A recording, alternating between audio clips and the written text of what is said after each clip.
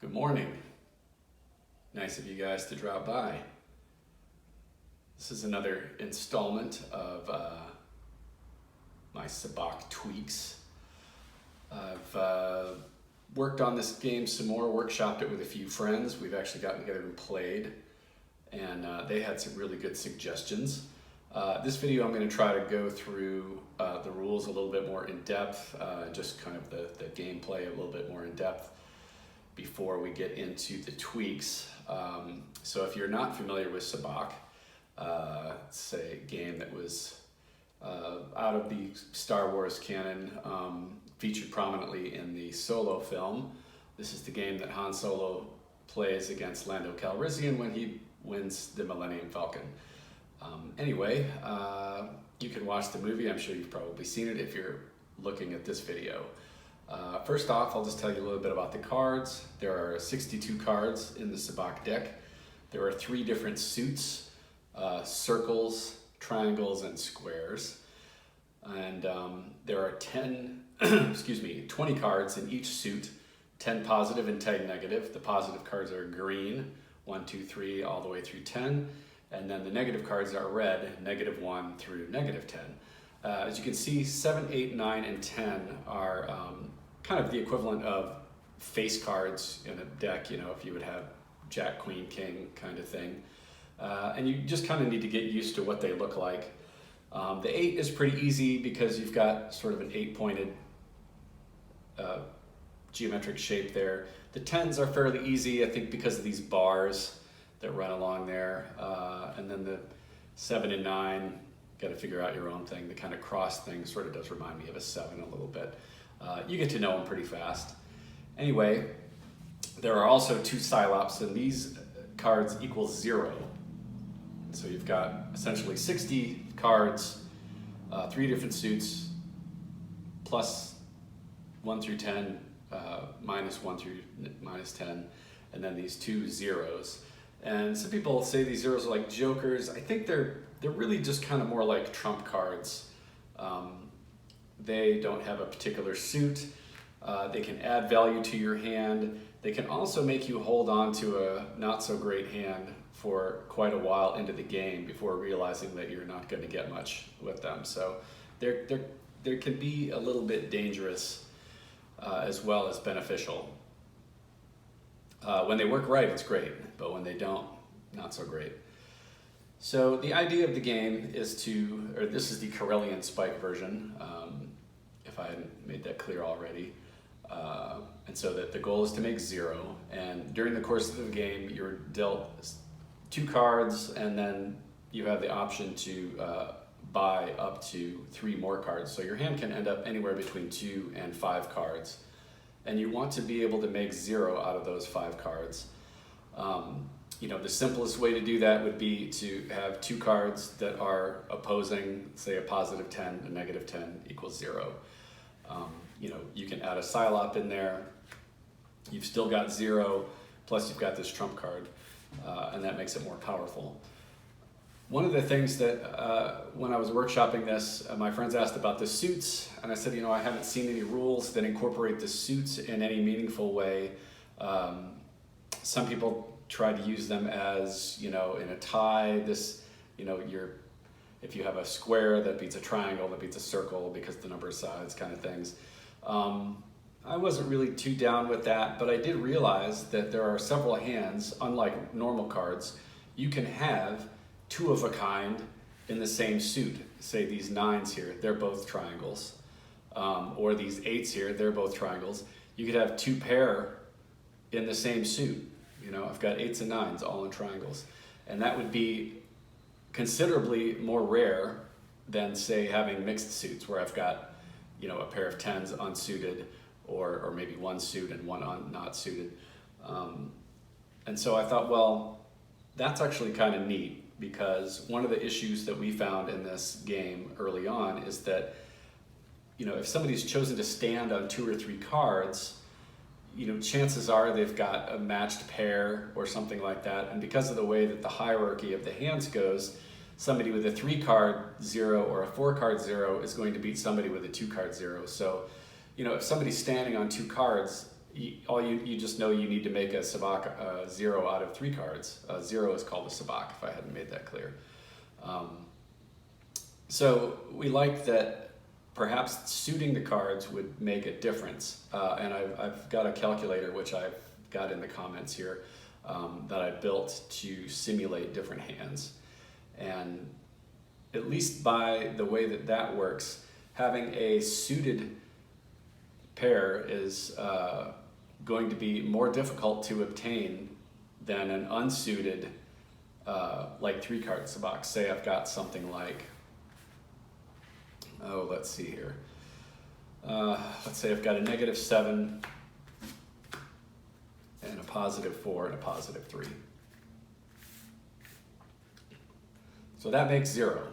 7 minus -7 plus 4 plus 3 equals 0. You know, before you knew that you would beat somebody with a pair, but in a suited version, this is actually more rare than this. So you don't necessarily know that you're going to beat somebody just because you have more cards and you both have Sabaccs.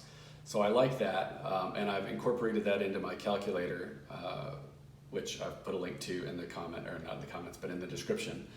And you can run the numbers and see how it comes out. It's still very tricky to calculate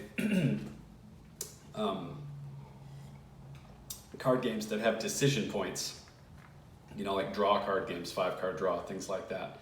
Trying to come up with a way to simulate that. So basically what I did in my simulator is I made it so that you can pick the number of cards that you're sampling from, and that's kind of the best I can do right now, and I'll explain why that's important in a little bit. But let's go ahead and get some gameplay going here, just to show how these work. We've varied somewhat from some of the other rules that are out there. This particular deck that I picked up, the first deck I picked up wasn't suited, although they were more traditional cards with the kind of linen texture on them, and they were much easier to deal with than these. These are suited, but they are very thick and they're very slick, and they're very difficult to shuffle. They just do not flex very much. I've been trying to break them in as much as I can, but it's going to take a while.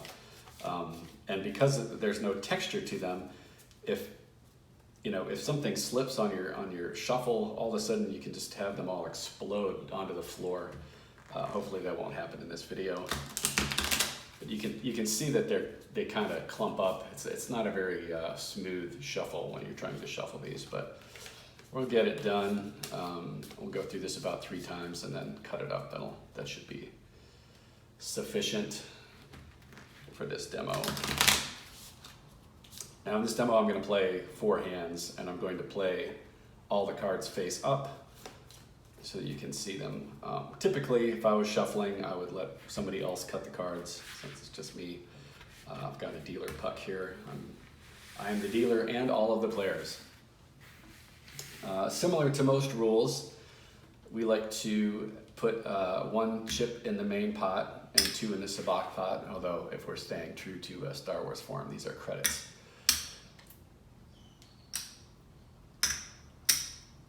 And during the course of the game, when we bet, all of our bets will go into the main pot. The Sabacc pot exists so that whoever wins the hand, if they have a Sabacc, a 0, they also get the Sabacc pot. If they don't, if they win with what's called a null rec hand, which is anything that's not 0, +1, -1, +2, -2, and so on, that hand just continues to build. So this is pretty typical of what most people are playing with two pots like this. Now we're going to get a little different from what most people do. So typically these first 2 cards would be dealt face down to every person. And if I remember correctly, a lot of games, you look at your cards and then there's a round of betting already. I wasn't real fond of that because there's just so much that can happen over the next rounds. I felt it just you really couldn't make an educated decision about the value of your hand at this point. Let's go ahead and look at what everybody has, actually. Ooh, 2 people with stylop. So, you know, I mean, maybe you would make an assessment that, you know, certainly I could build something pretty nice out of this, but you just really don't know how it's going to go. So in my version of the game, everyone gets dealt 2 down, and then we flip I would call this a community card, but it's not really that. Community card would be something that stays out during the game that everybody is kind of communally using in their hand, which would be great for this guy. He would have what they call a yeehaw right away if he could draw that or use that. So the way that we're doing this, and this is similar to other games, is that every turn or every round, you're allowed to either trade with the deck for free, a blind trade. You have to discard and then choose. You can't pick it and choose which one to discard. You have to discard first. Or you can just buy one from the deck to add to your hand. You can also trade with the up card, and that'll cost you a credit. Buying the down card costs you a credit. Trading with the up card will cost you a credit, and buying the up card straight away will cost you 2 credits. So in this round, let's kind of go through and see what people might do. So there's no betting yet at this point. Everyone's going to have the opportunity to, at least trade or buy a card before we move to the betting phase for this round.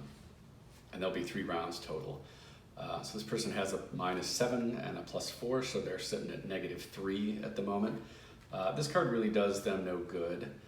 They could, trade with the deck for free if they just don't feel like spending any money. They could buy a down card.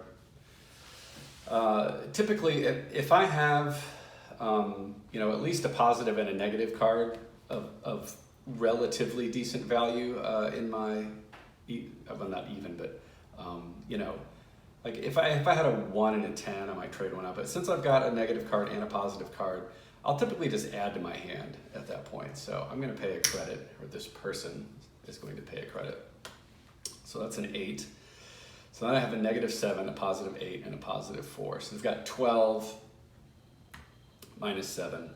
So they're at, what are they at, +5 at the moment. Sorry, it's late in the day. It's not actually morning. This person here, they also have access to this card. They could trade this out and be at +1, this being a +10, this being a -9. And then, maybe hope to improve on that later. Maybe a -1 will come up or something like that. So for the sake of gameplay, let's go ahead and do this. So this person, for a credit, they can trade for the up card. So they're going to get rid of that. They're going to purchase this. They're now at -1. They still have 2 cards because they traded, they didn't buy it.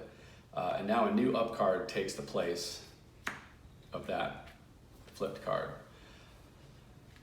So now it's this person's turn to trade or buy.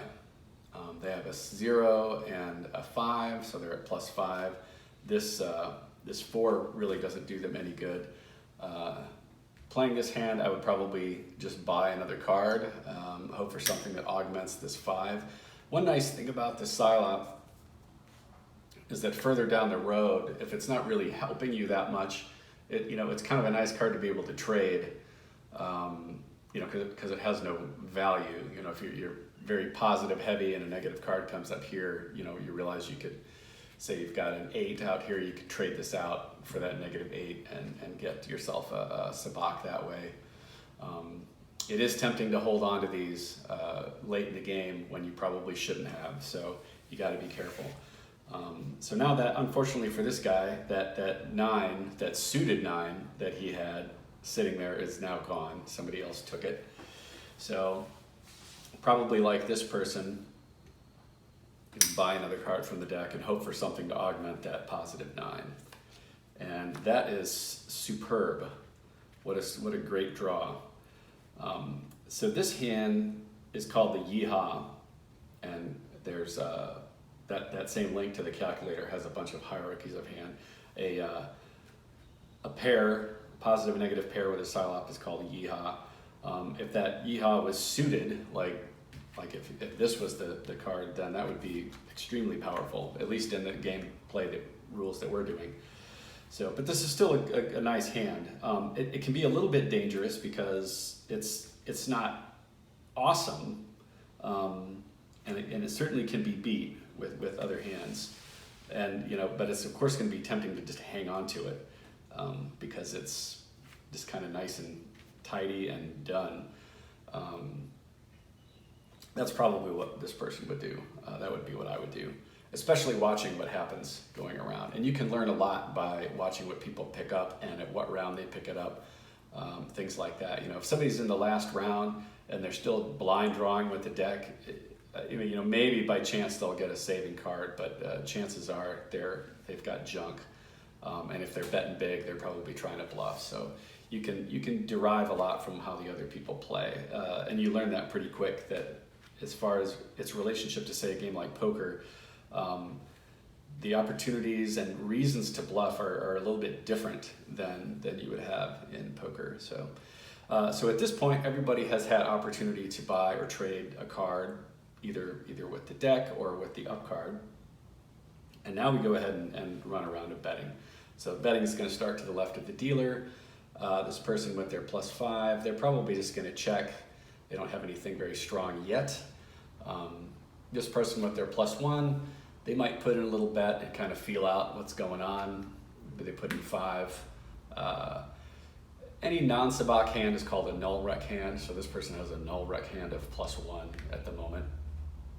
Obviously anything 0 beats 1, and a 1 beats a 2 or a -2. It doesn't really matter, if you've got a -1 and someone else has a +2, the -1 wins because it's closer to 0.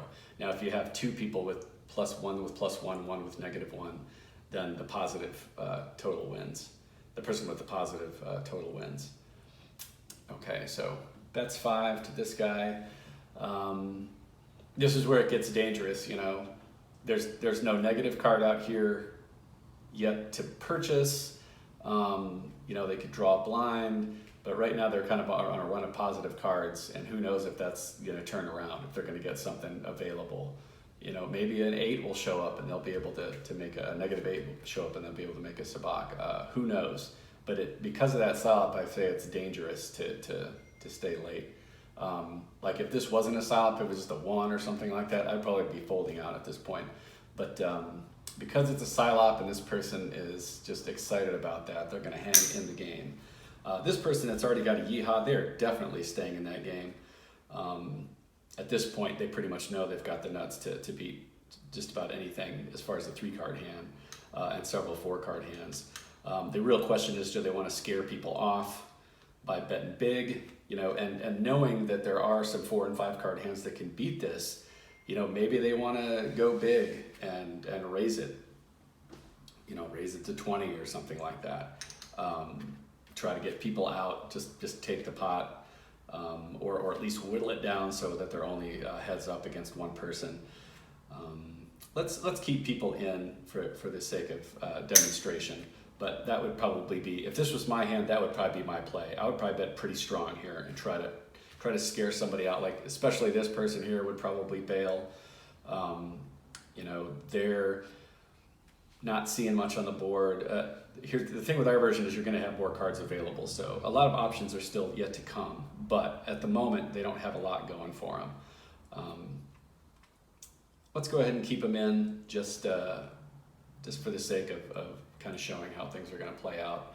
So everybody's good for the 5. Everyone called that. Nobody raised it. Nobody folded.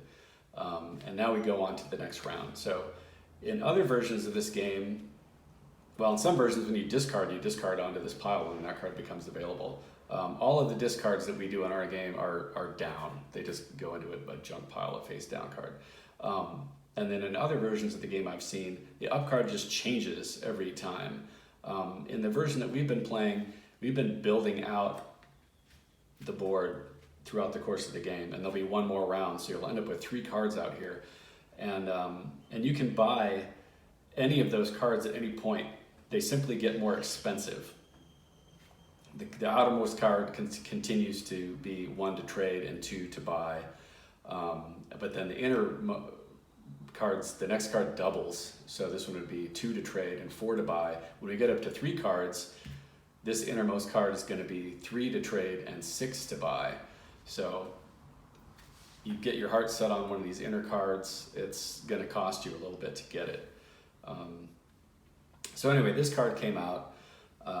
We're in round number 2 now, and still more positive cards here. It doesn't really do this person any good.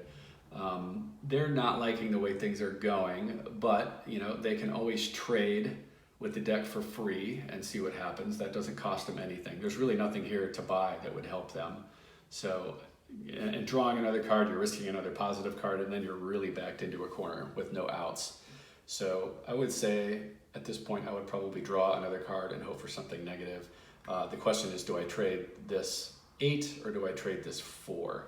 If I trade the 4, then I'm hoping for something small, like a -1. If I trade this, then I'm looking for something mid-range. Now that I see it, this person could trade this out and have 8 and a 7. They could do that. I sort of missed that.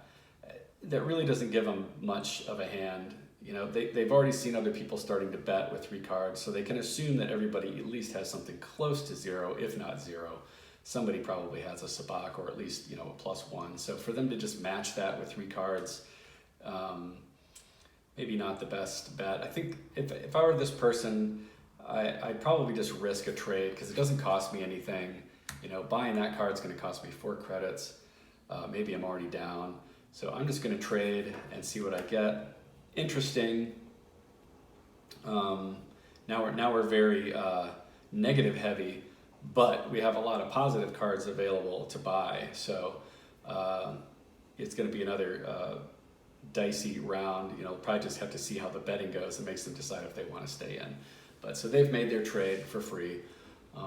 This person here, wow, okay, so they could trade out this 10 for this 9 and have a pair. It's not suited, which might make them not consider doing it because they've already got some other people with 3 cards, and an unsuited pair is going to be beaten by pretty much any 3-card hand that's a sabacc. So for them to just trade this out, certainly stronger than what they have now, but probably not going to be enough to win the game. So they could buy that to offset this 9 and then hope to start working on that 10. They've already got a positive card out there. Maybe they're going to try to, maybe the way to go is to build a 5-card hand, a 4 or a 5-card hand.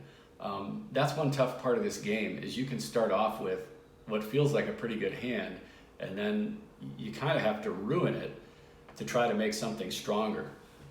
I find that a lot of times a good hand consists of a lot of mid-range cards mixed, having 3s, 4s, 5s, 6s mixed in both positive, negative is actually really nice because it just gives you a lot of options when you get farther down the line. So I think this person's going to go ahead and buy. They've got a pretty good stack over here. They're going to go ahead and buy this 9. And they've got these paired, and they're just going to start thinking about working on this 10. So now another card comes out to replace it. And now that 3 is accessible to this person. Now this person here could trade this out, and they would also have a yeehaw similar to this person's, although this guy's got a much higher positive total than 3. They've got 9. So head-to-head, these would win. Very tempting to take that at this point. I think we'll go ahead and do that. We're going to trade that out. That's going to cost a credit to do. And now another card comes out to replace. And that's a -6. Really doesn't do this person any good. They're probably just going to stand. So now I've got 2 yeehaws on the board. That's a pair with a stylop. Neither of them are suited, but of course nobody knows that. except the people holding the cards. So the betting starts. This person's, probably still going to check. They could, they could be looking at this at this point. They're going to have first crack at the cards the next round, and they know that they could grab this 4 and replace that 7, and they would have an 8, or sorry. Yeah, they would only have a -1 at that point, or they could do this and they would have a +1. For a minute I thought they could make a Sabacc out of it. I thought that was a 5, but it's a 4, so I take that back. They probably wouldn't bother with that. They would probably check because they don't have a whole lot available to them. This person here sees that 6 and knows that it could definitely help offset this. Yeah, we'll just kind of have to see. They would probably check too, because certainly nothing's for certain. This guy's excited that he's just got a yeehaw, and so he's excited about it, but he knows it's not a super strong hand. But I think to maybe feel some people out and see what's going on, he's going to bet a little bit stronger than people did last game. He's going to bet 10. This guy, everybody's still with 3 cards. He knows he's pretty much beaten everybody. Sees this guy bet out strong, but knows he has one of the strongest 3-card hands that exists. So he's going to go ahead and call him. This person at this point, I think, would probably just fold if it were me, and it is, because I'm all the players. Well, that's what a fold looks like right there. So that person's out. They didn't spend a lot of money on that hand, so they got the ante and a couple traded cards and a bought card. I think that's they got out pretty easy. This person, for the sake of the demo, let's have them stay in. They like that they've got some high value cards here. That in it, if they get something at 0 or close to it, that this high positive count and high card values are going to help them out in a potential tie. So they're going to stick with it. All right, so this is another spot where our game differs. Most games, after every round, you roll the dice, and if the dice come up matching, you lose all of your cards and get new cards. I don't like that. It eliminates really any strategy. It makes it a game of almost pure chance.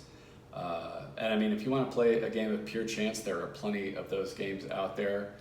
Go play Candyland or Chutes and Ladders or something like that, or go to Vegas and play roulette or something like that. Even although there's skill in that as well. But I do like to have a little bit in there, just a little bit. So we've kept 1 dice roll in, and we've done it after the second round. Between the second and third rounds, we have 1 dice roll. Now, if the dice come up matching, you do not lose all of your cards. All you have to do is trade 1 with the deck. You have to discard it first and then draw 1. So they did not come up matching, which is nice for these people that already have pretty good hands going on. Yeah, I don't know. We're just gonna stick with that. They did not come up matching, so we'll go ahead and run the next round. Now a third card would come out. +2. This person's gone, so that comes to them. What can they do? They've got a 10 and 2 9s. So yeah, that card doesn't really help them much. It's kind of unfortunate that they were hoping for a high value negative card, and this is their last shot right here. So and this is where things get telling. You're watching somebody play and you see them snap up, especially if they go back and buy something that's more expensive. You can kind of be sure that they've got a pretty decent hand if they're willing to pay out that money. They pick a very specific card to complete their hand. You can be fairly assured they've got a Sabacc or something close to it. This person, seeing that they don't have any real strong options, they could buy something as a bluff.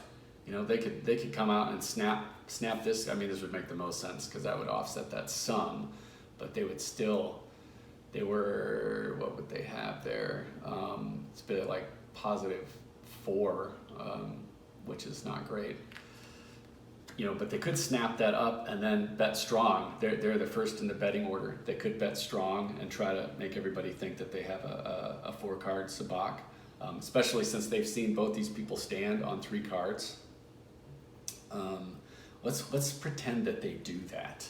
So they because this is in here, this is going to be double of what this card costs. This one's triple of what this card costs. So for them to just straight up buy that, normally it would be 2. Now it's going to be 4. But they've got a decent stack, so they're going to buy that card and try to bluff on the bet. Now, this is the first time that a card has come out of the center. So what happens is, rather than a new card replacing it there, this card shifts position, becomes more expensive, and we get a new card on the outside. You know, this doesn't do any good to these folks. They're going to stay where they are. They're a little bit nervous now that they saw that guy kind of go in for that center card and pick it up. They might have thought he was playing the long game the whole time and, you know, knew that he would have access to that kind of thing. So they may be a little bit nervous. They both have strong 3-card hands. So anyway, everybody's done their trade or buy at this point. So now it's time to bet. Yeah, this person's going to bet strong. They're betting 50. They're going hard. Try to freak these 3-card hands out. This person unfortunately doesn't know that they have essentially the strongest 3-card hands that you can make, the yeehaw. So they're not scaring anybody off.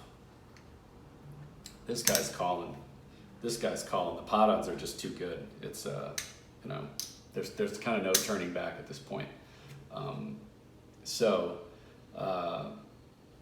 After that, everybody's done betting, calling, and the cards all turn up. Everybody realizes that this guy was not for real. He's got a +4. You know, nice try, guy, but you didn't know we both had stylops in our hands.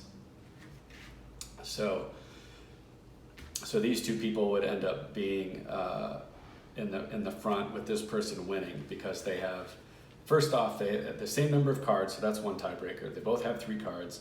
The highest positive total wins. This person has 9, while this person has 3. Now, if the hands both had 9, like say they both had, well, it would be a tie in that point. But if they both had 3-card hands, and this one wasn't a yeehaw, say this person had, you know, something like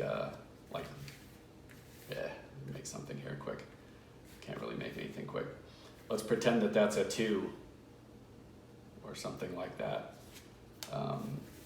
What can we do here? Let's make, actually let's pretend that, I don't know what I'm doing.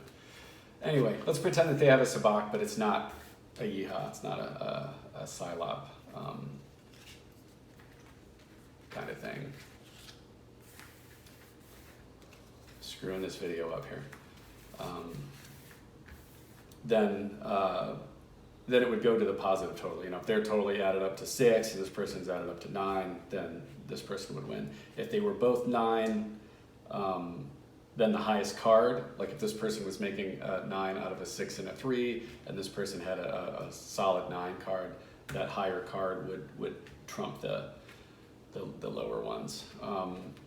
Now, if this guy had this yeehaw with both pairs in the same suit of circles, that would trump this hand of the mixed suit easily. If you run the numbers on the odds of drawing a suited yeehaw versus an unsuited, it's a significant advantage. So, but that was not the case. So this person goes down. This guy wins, and he wins the sabacc pot because he had a sabacc. So that's good because this position was running dangerously low on chips. Let's think if there's anything else to chat about. So, the main differences in our version is there's no dice roll after every round. It's only between the second and third round, and if the dice come up matching, you only have to trade out one card with the deck. That's a big difference. Most other versions I see that you're trading all your cards, or some of them make it where if they match, then it's one card. If it's the spike symbols that come up, then it's all your cards or things like that. So we eliminated a lot of that so that it doesn't, and it's between the second and third round, so you still have a chance to save if you lose cards or if you have to trade a card. The other thing is that progressive community board that, just basically that the cards just get progressively more expensive, but it does give you just a lot more options and a lot more information. And it also, I think, just makes the betting bluffing a lot more interesting. As I tried to demonstrate there, you can, even if you don't really have an option, you can, if you're well stacked, you can go and buy, the inwardmost card and then bet strong and try to fool people into thinking that you've made your hand, things like that. I just think it adds an extra element of it's just an extra element of gameplay that you can incorporate. So be sure and look at, I've got these rules written down as best I could, and I've got a YouTube, well, you're obviously watching this as a YouTube video, but I have my hand simulator, which you can plug in different hands and see how they come up. I'm not sure that my formulas are perfect. On most of these hands, I would calculate, put in, what's a random 5-card Sabacc, how often does that come up? And then, how many combinations of that are there? So I would look at the percentage it came up, then multiply it by how many ways there are to make it, and that would be my final number. The problem with that is that it's, there's decision points in the game. So just running the straight numbers doesn't really do it justice. Something like a pure Sabacc, which is just the 2 stylops by themselves. Where did they go? There's one. You would never get to the end of the game still trying for this hand.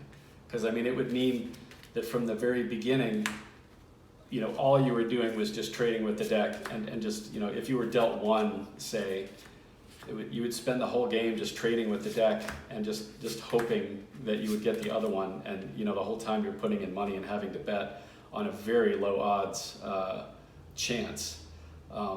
So in my simulator, most of them, I feel you essentially have access to 7 cards during the course of the game, depending on how things go. That's kind of the average as far as what you've got access to. And that's what I base most of my calculations on. But for something like that, I figure, if you don't draw that in the first card, or maybe 2, if it doesn't come up on the board, it's certainly if you had something like this and the stylop came up on the board and you had the opportunity to trade it, you obviously would. And if it wasn't there, then you might go ahead and trade 1 card to see if you get it. But after that, chances are you're going to try to start looking for something else. You're going to see a big 10 on the board or something. You're going to try to start building something else around that card. So to say that the odds of, if I run the odds on how often those 2 stylops come up in a 7-card hand, it's actually fairly often. A lot more often than some other hands that seem like they would be less difficult. So on a simulation like that, I ran it against like a 3-card hand, because I figure as far as decision points, if I don't have that made after 3 cards, I'm not making it. And I'm gonna move on. So there's a few hands like that, the very low card count hands, that I run the simulation with only a 3-card draw instead of, say, a 5 or a 7-card draw. And that's kind of the best I could come up with to figure out odds on some of these hands, because there's so many decision points during the game it's just really difficult to accurately calculate how someone would play or what the true odds of certain hands are. Some of the odds I've come up with seem unreasonable. Like in a 7-card draw, I came up with that you could make a 3-card sabacc something like 96% of the time. And I'm like, wow, that sounds crazy. And then I went ahead and just dealt like 27-card hands out, and I actually could make a 3-card sabacc out of it about 90% of the time. It's pretty common. So I think my simulation's fairly accurate. The formula I'm using to do it, the way the simulator works is you've got 5 cards you can pick from. You can put in any combination of them that you want, and then you can put in how many draws you would have. Say like, I want to make this 5-card hand. How often does it come up dealing 5 cards? How often does it come up dealing 7 cards? How often does it come up dealing 9 cards? Whatever. And then the number of times that you want to run it, which typically most of the ones that I've put up on there as the hierarchy, I've run them at least 1 million times. Running something 1 million times will take a little while, especially if it's like a 5-card hand. If you click the suited button, it will look for suited versions of that hand, and once it chooses the suit, it will not keep it for the whole run. It will change it for each hand. So it'll deal a 7-card hand, see if those 3, 4, 5 cards come up in any particular suit. If they do, it counts it as a match, and then it resets for the next one. Like, just because it found all circles in the first one doesn't mean that it's going to look for circles in the next one. Like, it'll look for the first match, see what that is. It's a square. Okay, we're looking for squares. That's the way it works. So so if you're using the calculator, just keep that in mind. Like, you don't pick the suit, it just picks the first suit that it matches. And then as far as just the card value, so like I'm looking for 7, 8, 9, 10 suited.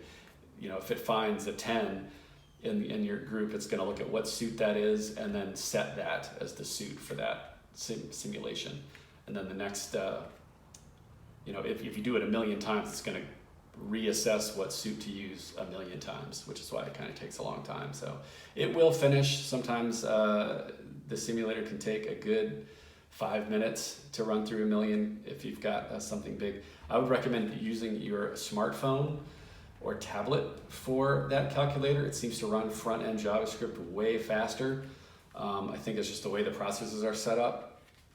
So yeah, if you're tired of waiting for it on your laptop, I think, or computer, I think there's just so many things running in the background that it keeps track of. On a phone, I think it dedicates all resources to what's on the front. So it will run that front-end script a lot quicker. So run the simulator on your phone. Anyway, that's it for now. I hope you enjoyed this. I hope it wasn't too long-winded. I hope you learned something. I hope some of these rules help you out. I hope you make up some of your own. Oh, one last thing. There's a hand called the Idiot's Array. I want to talk about that real quick. And this kind of is a vestige of a different version of Sabacc that was played where you're trying to make 23. The idea was that somebody stupid would think that 23 was made out of a 2 and a 3. So 0, 2, 3 comes up quite a bit if you run the simulation, and in most games they consider this like an overarching trump hand, like this beats everything. I'm not real fond of that idea unless it has to be suited. In the version that we play and the version that I'm putting the hierarchy for, you'll see that some of the top hands like this and the pure Sabacc, which is just two stylops, they're at the top of the list, although they are certainly more frequent than a lot of the other hands.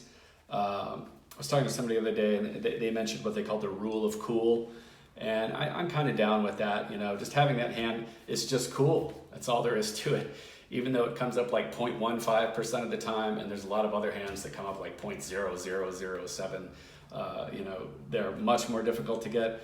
The rule of cool kind of says that this flies, and I think the same is true of the Idiot's Array. It's another hand that after the first couple cards, if you haven't made it, you're probably not going to try for it.